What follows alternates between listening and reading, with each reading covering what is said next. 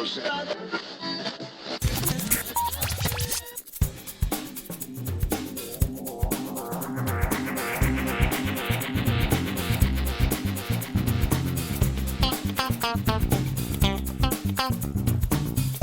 and welcome to Geektown Radio episode 474. I'm your host Dave, and we have a guest co-host this week, which some of you, if you're a fan of the Traitors, may be aware of.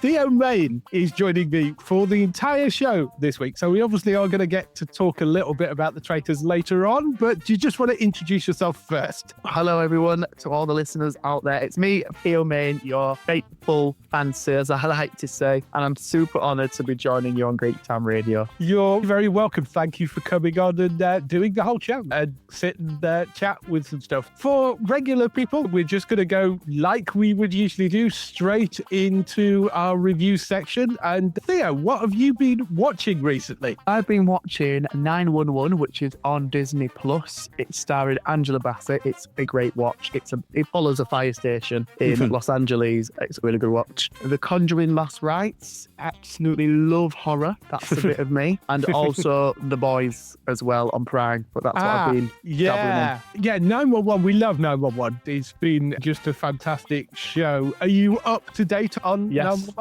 Yes. So you got the shock of where they're going to go with it next season. It is due back relatively soon. There's a new spin-off coming for it as well, which has got Chris O'Donnell in the lead, I think, for that one as well. It's always interesting with 911 what they managed to do, like the infamous Benado episode we've talked about. You're like, any other show could not get away with pulling this off. Yeah, and just some of the things I'm sat there thinking, what? Really? But do you know what? Sometimes things can happen seriously. And I 100% believe that a Benado could actually happen. I know. It's incredible that they managed to get away with putting that in there and actually make it believable. You do think, is that a jump the shark moment? And then suddenly it works. Yeah. It's really strange. So it's been brilliant, and I am very interested to see how, without spoiling it for anybody that isn't up to date, they replace a certain character who is no longer there. That was beautifully done as well. Very well done.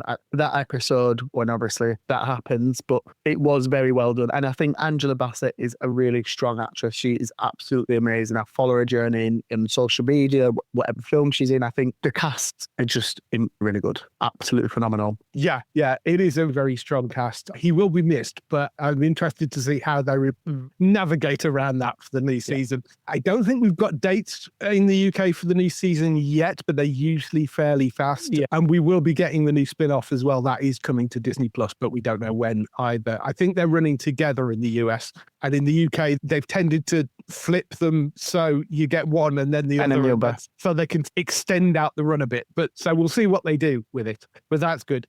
The Conjuring Last Rites is the latest of the Conjuring, and supposedly the final, but it's like a horror franchise. So the final until somebody hangs them a bag of money and they decide to make more of it.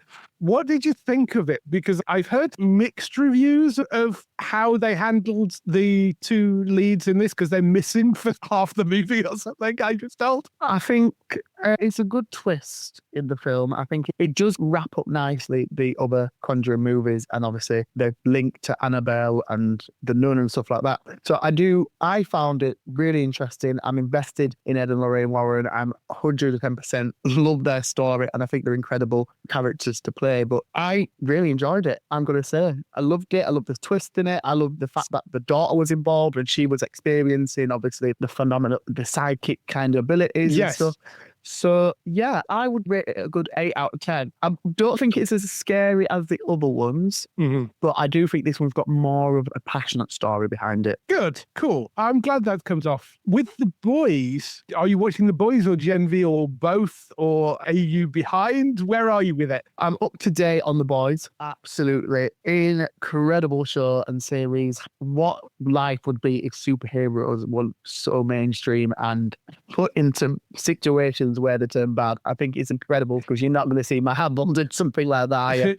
It had me on the edge of my seat throughout every episode. I think it's fantastically done, fantastically filmed, and the stories in it are incredible. And yeah, I know there's a spin-off of the Gen 3. I've not actually watched that yet, so I do need to dabble into that, but I've just completed The Boys, so Okay. Homelander is the favourite for me. Yeah. I think as long as it's a favourite that you love to hate, I think that's there's some people that actually like Homelander as Homelander. You're like, no, that's the wrong message to take from it. But no, Homelander's a wonderfully brilliant, terrible character. Yeah. And there is one more season of The Boys to come, which I think is next year. But so we've got one more. But yeah, I mean, I've been watching Gen V, the spin-off show, which is set at this Godolphin University, which is where they train Supes, the next generation of Supes, which of course is difficult because the Supes that are out in the world are not particularly nice people generally overall. So you've got these bright-eyed kids coming in with superpowers, and then they're getting corrupted by that system. And in the first season, they discovered there is a sort of evil thing going on at the university, so it follows that story. The second season is very much a continuation of that, and they have got a slight issue with the second season. Is one of the lead actors, Chance Perdomo, unfortunately passed away, tragic motorbike accident. So they obviously had to do something to incorporate that into the storyline, and they handled that reasonably well. They didn't try and mock something off in the show. He died off screen, and they put the character death into the storyline, which I think was handled probably as well as you can do for something like that. That has been really great. For the first 3 episodes of season 2 are now up on Prime Video, and that is definitely worth getting into. If you finish The Boys, start that. I think I'll give it a watch. Definitely the next definitely thing.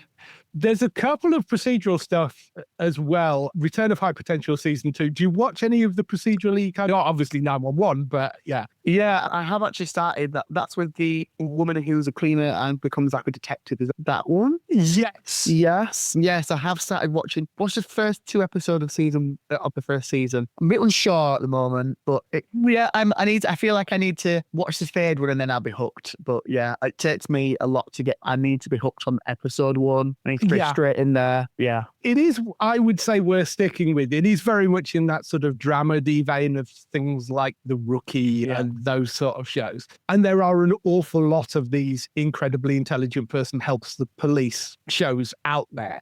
I do think this is one of the better ones. And I think Caitlin Olsen is brilliant in the lead in this. I rather enjoy it. And it is back for a second season. It's basically more of the same. If you like season 1, you will like season 2. That is definitely, I would say, worth looking at. And the other one was a show called Doc, which is a Fox show in the US and is landed over here, which is a really interesting take on the medical drama. So you're introduced to this very acerbic kind of chief of medicine played by Molly Parker, and she's in charge, has no bedside manner whatsoever, and is very blunt with people that she's dealing with, but is brilliant. She then gets into a car accident, and when she comes around, she's lost the last 8 years of her life.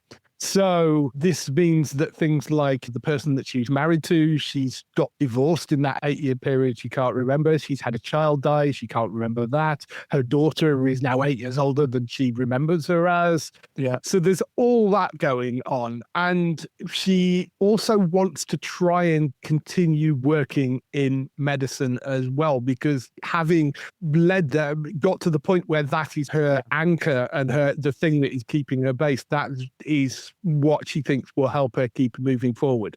So that's where we end the first episode, is her saying that she wants to continue. So I'm not sure how that's going to play out, but I do think it's an interesting one. There's things that you would usually get in that sort of procedural drama, in that sort of medical drama, where you've got a whole cast of other people and some had relationships with others and all that sort of stuff. But yeah, Doc is going out on Sky, and I would definitely say that if you're into medical dramas, that's worth picking up. Yeah, definitely looking at that one. And the other thing was The Morning Show came back for its 4th season. Have you watched any of that? I watched a little bit because my partner's obsessed with it. Jennifer Aniston one?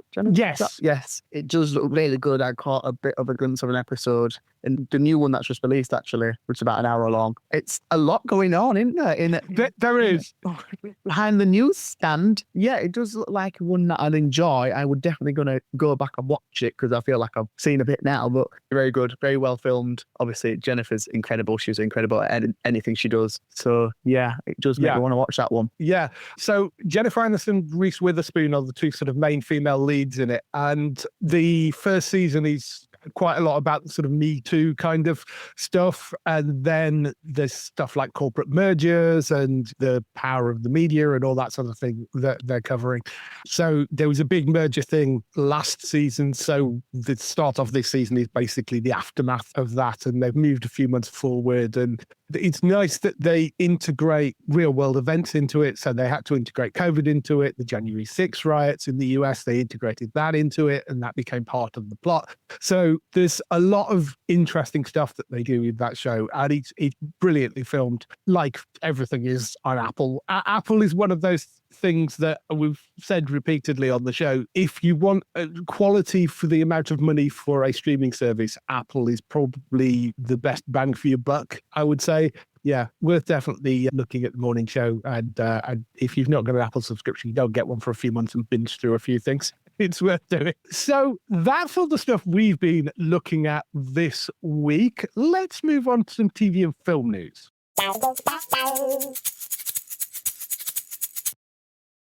So we kick off the TV and film news with the renewals, cancellations and pickups. A few cancellations this week. The comedy Silence is Golden on You and Dave, which was a sort of comedy reality game show thing hosted by Dermot O'Leary. That apparently is gone. I don't know whether you caught any of that. Wasn't one that I caught. No. Rob Gilbert's Growing Pains has been axed after 6 seasons. That was on Comedy Central, so that has gone. And not that it affects the UK, because I don't think it actually aired over here, but of course, you can't look at a news site without seeing something about Jimmy Kimmel being suspended indefinitely from the US at the moment. And we still don't know how that's going to shake out. But yeah, I mean, there's a thing dropped today of an awful lot of people that work for Disney have signed a thing saying that they are not happy with Disney over it. So it's going to be interesting watching that one moving forward, I think. Where it lands. A bit of uprooting the Disney. Yes, yeah. It wasn't maybe the most sensible decision to do that, I don't think. But yeah, that's where we are. We'll see whether he comes back or not.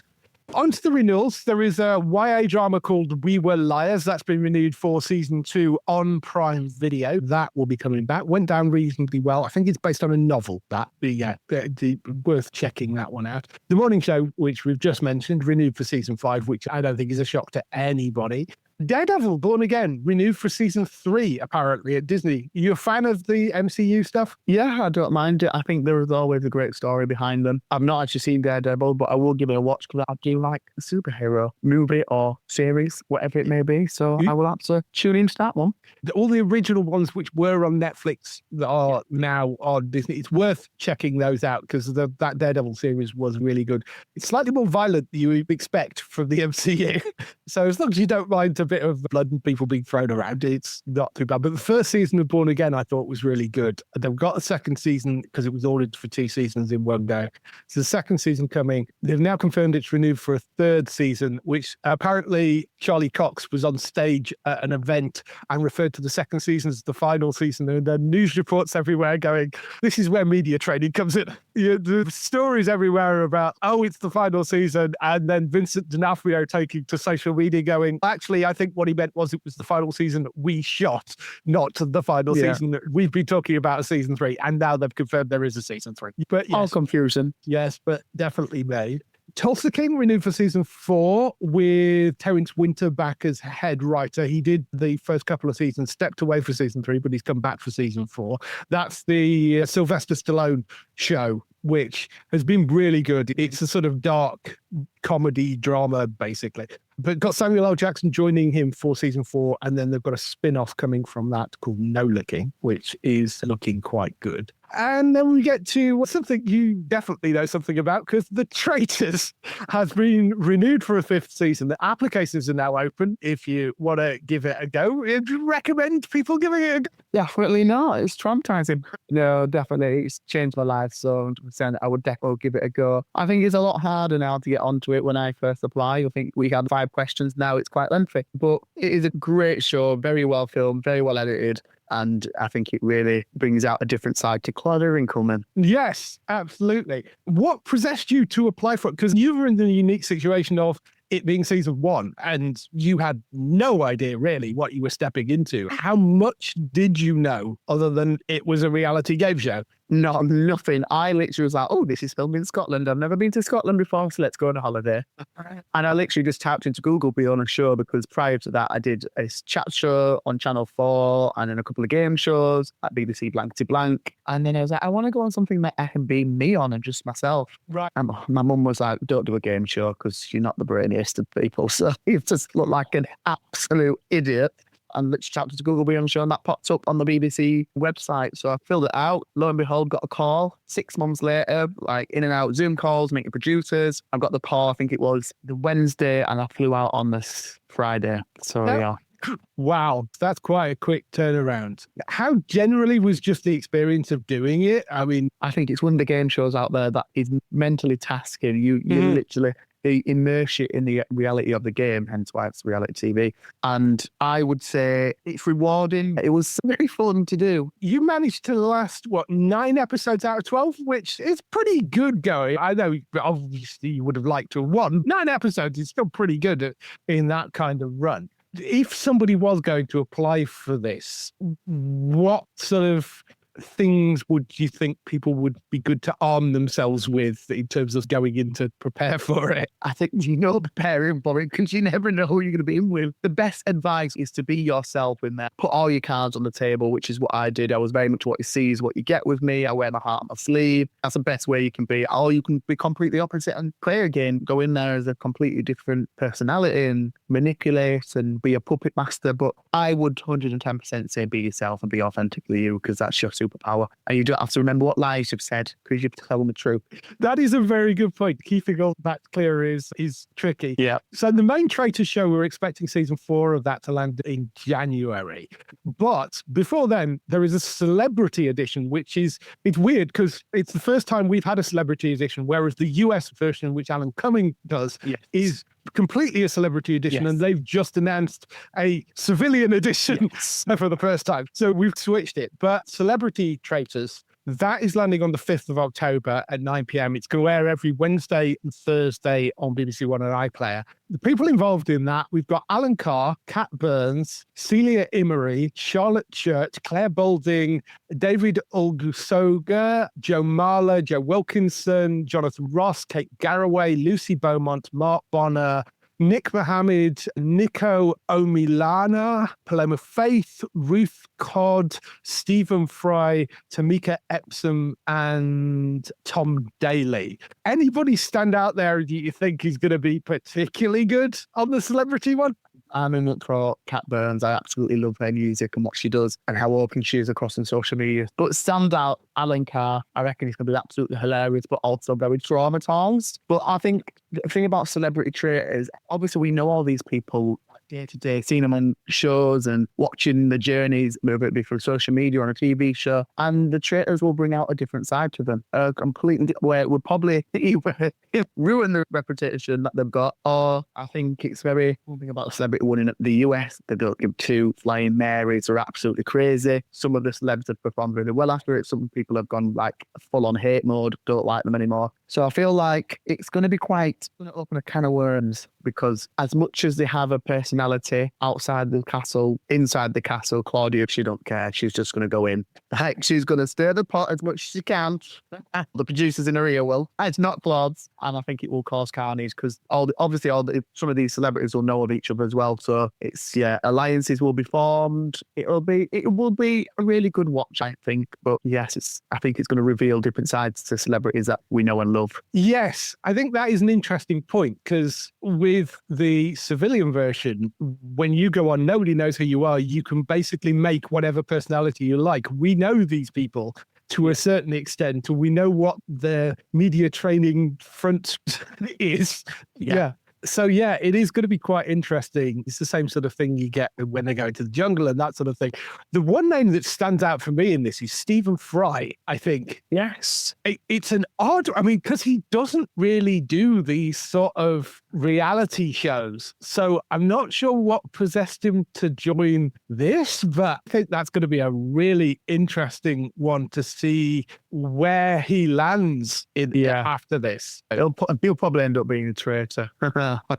Yeah, I could see that. Joe Wilkinson, I think, will be interesting as well. So, yeah, it's a very interesting selection of people. I'm really intrigued to see what comes out of that. I've one of my regular co-hosts, Gray, is a huge just fan of the Traitors and watches every single variation when the BBC have it on, absolutely everything, and is, I think, very much looking forward to seeing this celebrity version. It's going to be epic. And I think the one thing they always do very well in this casting is keep it very diverse and very relatable. And that's one thing I took away from my season was it was nice to see a reality TV show that the cast is just so diverse. Like, you don't get much of that on TV these days. There's a lot of relatable characters for people to tune in and be like, oh, I look and sound like him, I act like him. And I think that's what makes it powerful to this day. But yes, there's also the Irish one out at the moment. That's absolutely flying. That's doing really performance-wise. So that's on the Irish BBC RT1, is it?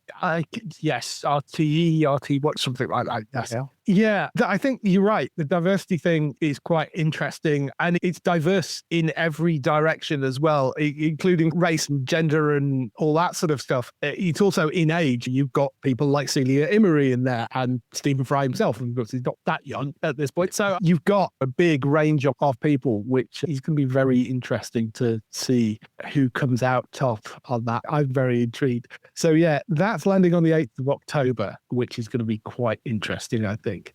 So moving off the Traitors and on to some bits of other news, we have some pickups over on ITV, or rather ITVX, who, typically, whether you play around with the ITVX player very much, but they've got such a ridiculous amount of box sets on there. It's just, if you ever want to find an old TV show, they seem to be just sweeping them up. It's crazy. So they have landed every single season of 24, the Kiefer Sutherland spy drama. I know you're, 20-something? You're about half my age. Which I just turned 30. I'm not that young. So I don't know whether you have ever seen any of 24, because it's been off air for quite a while. Never even heard of that. Okay, so 24 was a very unique format for a TV show because it was done in real time.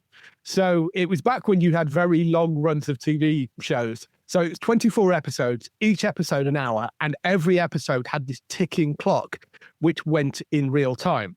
Stars Kiefer Sutherland working for a counter-terrorist unit, and every season had him dealing with some sort of terrorist threat, basically. It's really well done. And there were 8 seasons of the original show. There was also a thing called 24 Live Another Day, which was a sort of extended season, and 24 Legacy, which was a spin-off which followed a different character, which only lasted 1 season because people wanted to see Kiefer back as Jack Bauer in the lead role.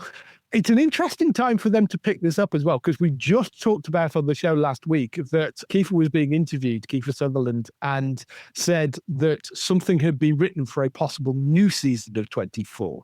The fact that ITV have stepped in and swept up all these box sets is quite interesting the week after that was being announced. I'm not saying it necessarily points to anything, but I think it's an interesting thing for them to go and look at, particularly if there is maybe a new thing in the works. So yeah, that again is also owned by Disney at this point because it was part of the Fox assets that they bought. Yeah, so I think that's landing on 2nd of October on ITVX's. There's another thing for you to go and binge watch your way through. I mean, more time. Yeah. There is a new show that's been ordered by Sky. It's a brand new action comedy, which I think looks quite interesting. Stars Natasha Lyonne and Matt Berry. And Natasha Lyonne, of course, was in Poker Face and Russian Doll, which were both great shows. I don't know whether you've seen either of those. And Matt Berry, of course, from Toast of London and What We Do in the Shadows, which has been fantastic. So 2 great lead actors. It's called Force and Majeure, which I think is excellent. And it's created by Tom Sharpling, who was one of the people that was behind What We Do in the Shadows, a monk, and described as a retro-infused, playful, irrelevant spin on the classic TV action-adventure detective drama. The writing team includes Ian Morris, who worked on The Inbetweeners and Time Bandits, and Sirocco Dunlap, who worked on Russian Doll and Second Best Hospital in the Galaxy. It follows Berry, who plays a British art expert turned thief called Thomas Force, whilst Leone stars an American mercenary called Jennifer Major. The unlikely duo are recruited by an eccentric justice-obsessed billionaire called Amanda Daventry, who sends them off to thwart the schemes of international villains across glamorous European backdrops. However, the bigger challenge may be surviving Amanda herself, and she's clearly not telling them everything. So it sounds like the sort of classic, almost Charlie's Angels setup, but done with a kind of comedy edge. And both those actors are fantastic comedy actors as well. Does this spark any interest in you? I've watched What We Do in the Shadows. That's a vampire one. Yes. That's absolutely hilarious. I found that on the plane where was I flying to? Thailand. And I was like, what is this? And I was howling on the plane. Like, it had me laughing out loud on this flight. Very well done, very well filmed. I think it's really, really funny. And that's my sense of humour, slapstick. But I will have to definitely give the other things that you mentioned a go, because I do like humour and comedy, especially in the world we live in these days. We need more laughter. Yes, totally. Poker Face is great. Poker Face is available on Sky and streaming on Now. Yeah. That's a kind of a modern update of Columbo. It's a really interesting it's a detective thing where she's actually on the run for the mob, but she has this thing where she's a sort of human lie detector. And structurally, it's quite interesting because the first half of the show, she's not really in it, and she turns up halfway through and solves it. But that's a really fun show. Russian Doll, though, that's on Netflix. If you've not checked that out, it's brilliant. It's about essentially somebody who is perpetually stuck in a party, and every time she tries to leave initially, she ends up dying and then wakes up back at the party again. You're so right. The time resets. So it's a time loop thing, and she has no idea why this is happening. So it's got a kind of Groundhog Day thing going on with it, but that is brilliantly funny and wonderfully filmed. There's 2 seasons of that. First season is slightly better than the second, but yeah, Russian Doll's definitely worth checking out as well. So those are the 2 Misasha shows that are worth looking at. Toast of London is worth looking at from Matt Berry as well. If you like slapstick, absurdist kind of humour, that is also worth checking out as well. But this is going to be called Force Majeure. We don't know when exactly this is going to land, but it is going to land on Sky. So checking that out. And we have one other piece of news, which is The Muppet Show. How many times it just seems to be wearing things that goes away. It's always here. It is, and I grew up with the Muppets, so I think it's a very classic program. There's so many Muppet films as well out there. I can't keep up. A Muppets Christmas Carol is one of them that always crops up every Christmas. But I think, Muppets. Yeah. I absolutely love the Muppets, and I grew up on the Muppets as well. They've been around for 50 years, basically. Yeah. And they have actually got an anniversary coming up. And this is what they announced because they have an anniversary coming up. They are doing an original new Muppet Show. In the past, what they've tried to do is they've tried to modernize it. They did a thing called Muppets Tonight, which was a talk show kind of thing, but it had a slightly more adult flavor to it, and it just didn't land. They did a thing called the Muppets Mayhem, which was them running a YouTube sort of channel with them uploading sketches, and that was closer to the sort of Muppet Show idea. But they've never actually, since the original run, gone back to the Muppet Theatre and done that version of the show. And we've said for years, why don't you just remake the Muppet Show and go and do that? So that's what they've said they're going to do. They're going to do a one-off special, but they've said that if it works and if people like it, they might turn it into a series, which I think is a really good idea. So the idea is it's going to reunite Kermit, Miss Piggy, Fozzie, Gonzo, and the rest of the gang back at the Muppet Theatre, dusting off the spotlight and hopefully blowing up the stage in glorious Muppet fashion. It's been written by somebody who worked on Saturday Night Live, which I think that's a tick. directed by Alex Timbers, who directed Moulin Rouge, the musical. So stage thing. I think that's a thumbs up. And it's been produced by Seth Rogen and Evan Goldberg, their production company. Seth Rogen and Evan, obviously the people behind The Boys, but have done a million other things. The Studio, which picked up a bunch of Emmys last week. They, I think, are really good people to be working behind it. And they've said that the guest for the special will be Sabrina Carpenter.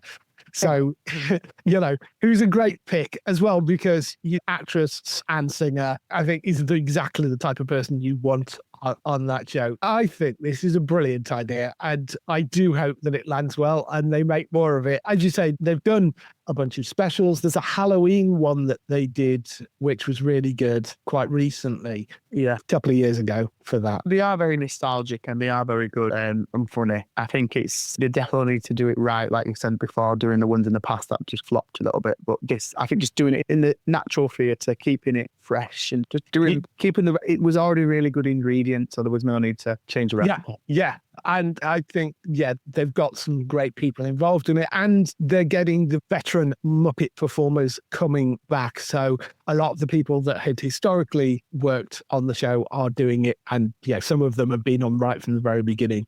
I think this sounds like it's going to be brilliant. It's, I think, coming next year. So we'll keep an eye out for it. It will, of course, be on Disney Plus because that's where all the Muppet stuff is. Yeah, I think the original Muppet Show is up on there as well. So if you haven't watched through that in a while, go and check that out because they had some great things on there. I'm particularly fond of the Mark Hamill ones because Mark Hamill did a few of them. They're really fun as well. So yes, very good. So I think that's all the news we've got for this week. Let's move on to some highlights from next week on TV.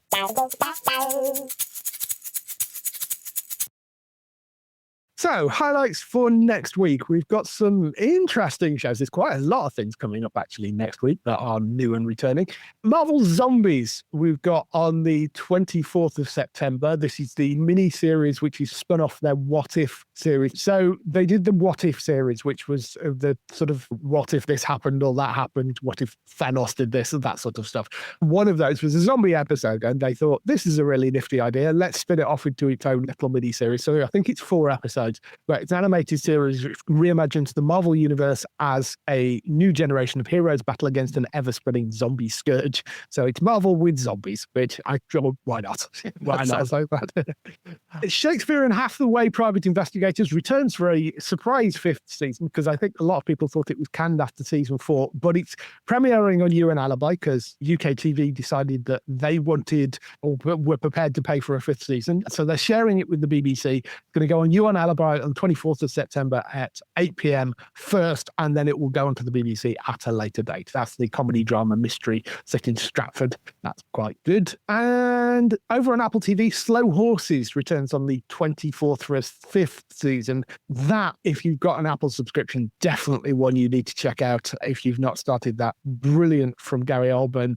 He lost out to the little kid from Adolescence at the Emmys last week. That is a very good series. It's very well filmed and the acting's phenomenal, and very well done. Yeah. So I think the kid in Adolescence absolutely deserved the award there. But Gary Oldman, it's his best role, I think, ever in Slow Horses, and I absolutely love that show. That's back for a 5th season. Also on the 24th on ITVX, we've got The Hack, which is a mini-series coming. This is all about the News International phone hacking scandal with David Tennant, Toby Jones and Robert Carlyle taking the lead roles in that. We've seen things like this before, but does that one sort of interest you? I remember the whole thing at the time. It collapsed the news of the world.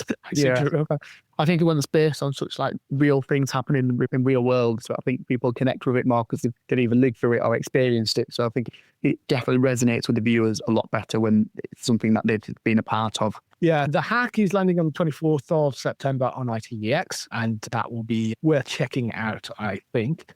On the 25th of September at 9 p.m. on Channel 5, All Creatures Great and Small returns for a 6th season. This has been a huge hit for Channel 5. They've made so much out of it. And when they said they were doing it in the first place, they were like, because there was an old 80s TV show starring Peter Davidson in it, and everybody loved that version. And then the Channel 5 said they were remaking it, and they were like, I don't know. And it's been massive for them. So that's good. But 25th of September at 9 p.m. for that on Channel 5.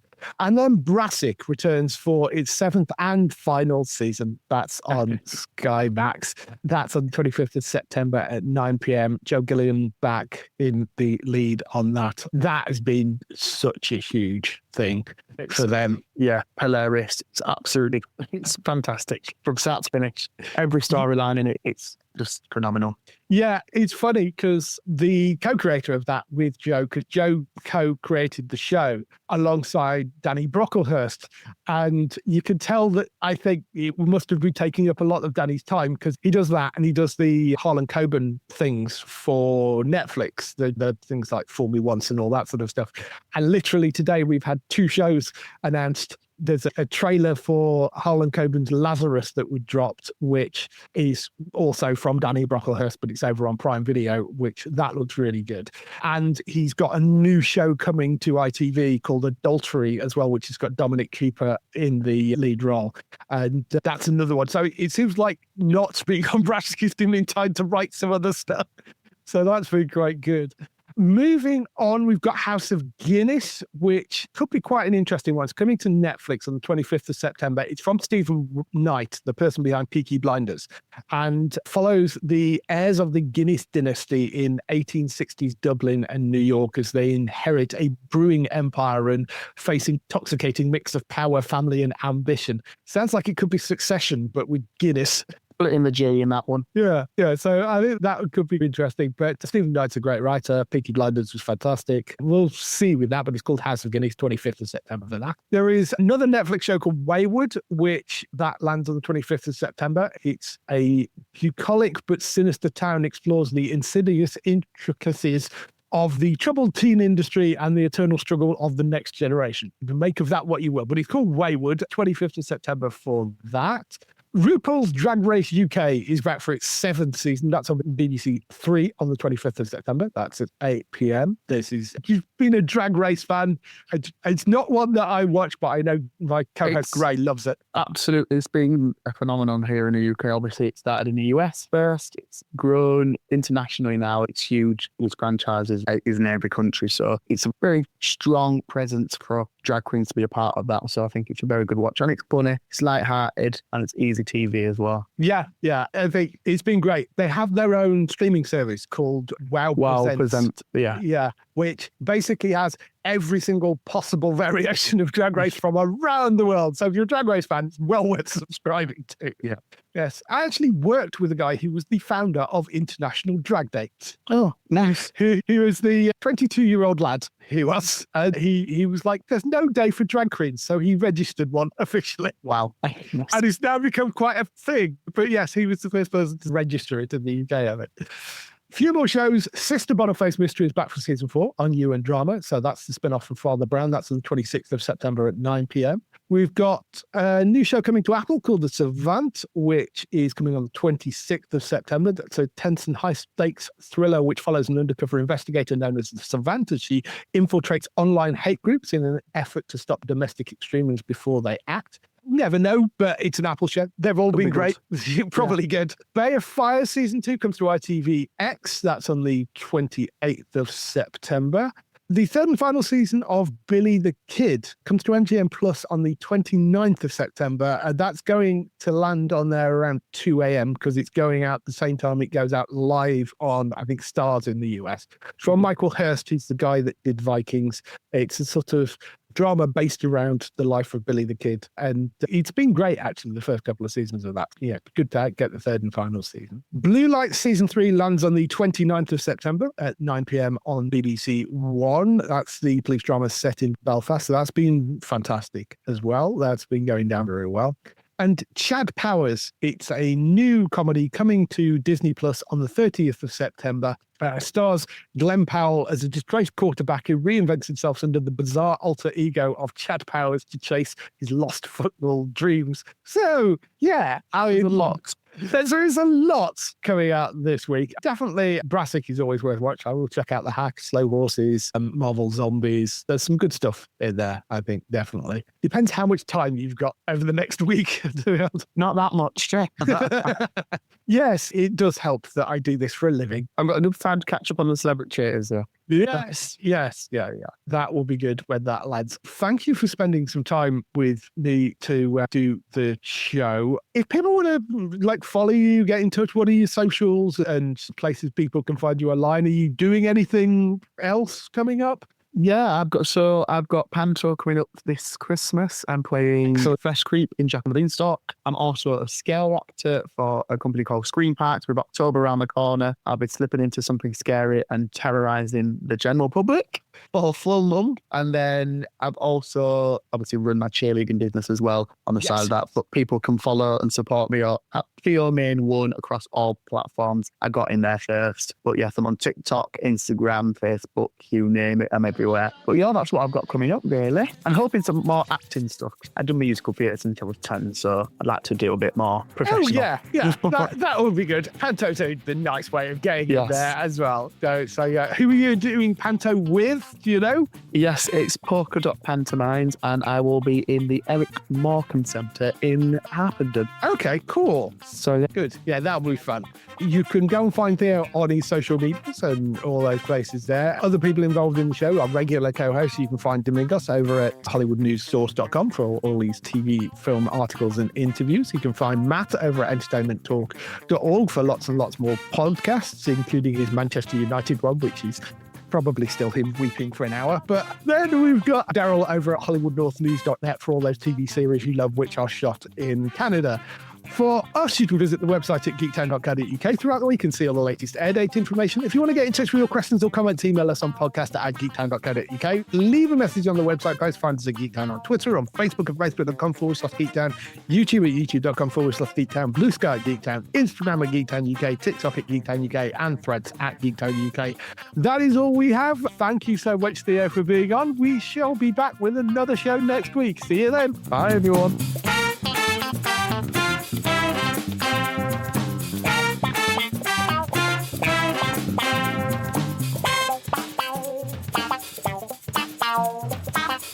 Bye.